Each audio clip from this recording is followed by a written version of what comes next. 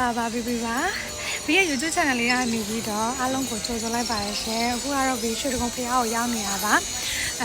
9နာရီအတိပေါ့နော်ဘေးကိုဒီဗီဒီယိုရိုက်နေချိန်မှာ9နာရီအတိရှိပါပြီဒီနေ့ကဗုဒ္ဓဦးနေ့ဆိုတော့လူတော့တော်တော်ရှင်းနေပေါ့နော်ဘေးကပြီးမွေးနေ့က21ရက်နေ့ပေါ့နော်ဒီ April 21ရက်နေ့ပြီးအဲ့နေ့ကလေးကလာခြင်းပဲမဲ့ပြီးဒီနေ့မှပဲလာဖြစ်တယ်ပေါ့နော်ဒီအိမ်ကလူတွေနဲ့လာတာပါအဲ့တော့ဒီနေ့ပြီးဖျားမှာရေသက်ပဲပန်းကတ်တာလေးဒီနေ့တူတူလိုက်ကြည့်ပေးကြပါအောင်ရှင်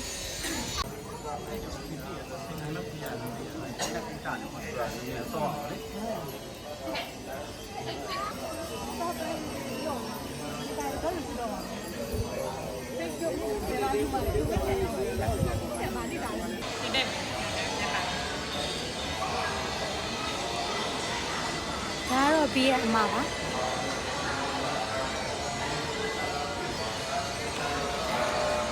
ဒီလိုမျိုး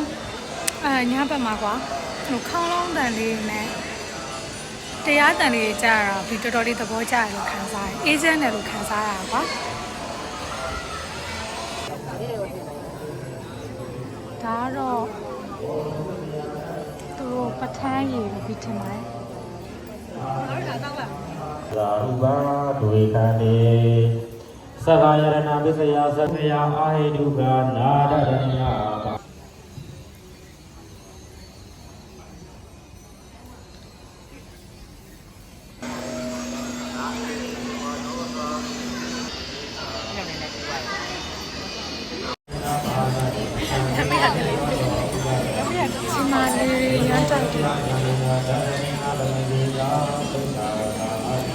对了。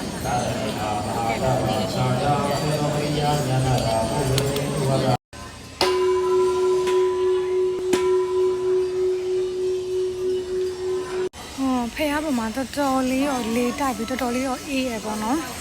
အခုတိတ်ပြီးတော့ဘာမှတော့ပြီးမရိုက်ခဲ့ဘူးပေါ့နော်ဘာဖြစ်လဲဆို